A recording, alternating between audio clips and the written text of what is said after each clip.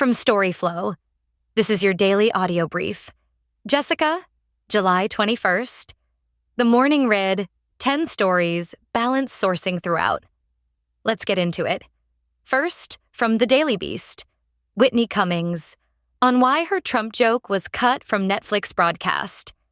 Comedian Whitney Cummings has claimed a brutal joke she made about Donald Trump during an award ceremony has been cut from an upcoming Netflix broadcast.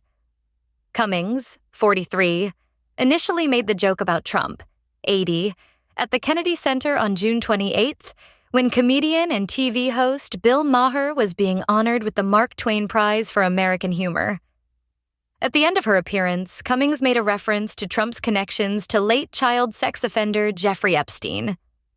"I actually heard Trump may come tonight, but he couldn't make it," Cummings said, according to Deadline, adding, "He got caught in SE Next." Second, from Channel News Asia. India's cockroach movement vows to protest until Education Minister resigns.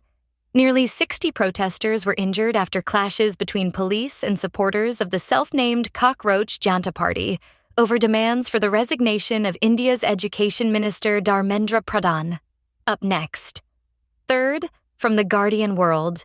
Iran claims attacks in Strait of Hormuz. Houthis announce blockade of Red Sea shipping route. Middle East crisis live. Revolutionary Guard claims attack on oil tanker and 2 other ships. Houthis in Yemen say they are imposing an immediate maritime blockade of Saudi Arabia in the Red Sea. Welcome to our live coverage of the latest developments in the Middle East crisis. Iran attacked a tanker in the Strait of Hormuz early on Tuesday, forcing its crew to abandon the ship, as Yemen's Iran-backed Houthis announced they were imposing an immediate maritime blockade of Saudi Arabia in the Red Sea after the 2 sides traded fire last week for the first time in years. The latest U.S. strikes came hours after Donald Trump.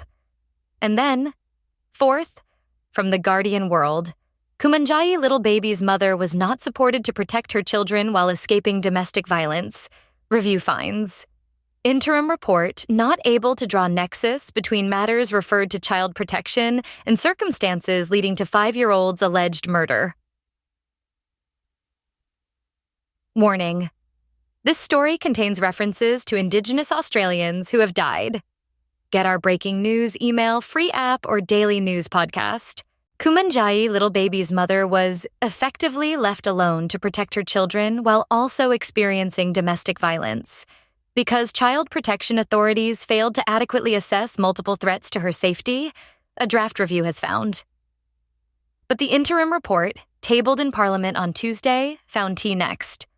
Fifth, from NPR News. Powerball ticket sales begin Tuesday in the United Kingdom. Powerball ticket sales in the United Kingdom will begin Tuesday, giving players across the Atlantic a chance at winning the same massive jackpot that U.S. players already play for. Image credit, Jenny Kane. Up next.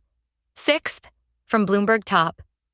Volkswagen nears sale of stake in its India unit to JSW Group. Volkswagen AG is in advanced discussions with India's JSW Group, said people familiar with the matter, as the German automaker seeks an ally to infuse fresh capital and bolster its local unit in the world's 3rd-largest auto market. And then, seventh, from Bloomberg Top. Julius Baer profit doubles as clients. Add $7 billion new money. Julius Baer Group added. Profit more than doubled in the first half of the year as the Swiss wealth manager emerges from a long reorganization in the wake of losses linked to Austrian property tycoon René Benko. Next. Eighth, from NPR Business. Inflation slowed sharply, but it may not last. Annual inflation hit 3.5% in June, down from May's more than 3-year high. But the resumption of the conflict with Iran threatened to push up inflation as energy costs once again spike.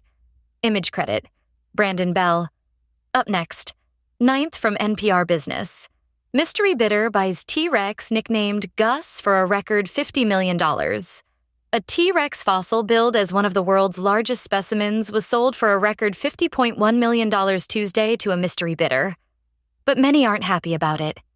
Image credit, Matthew Sherman, Sotheby's via AP. And then, 10th, from NPR Business. Court ruling freezes Paramount Warner Bros. Merger for now.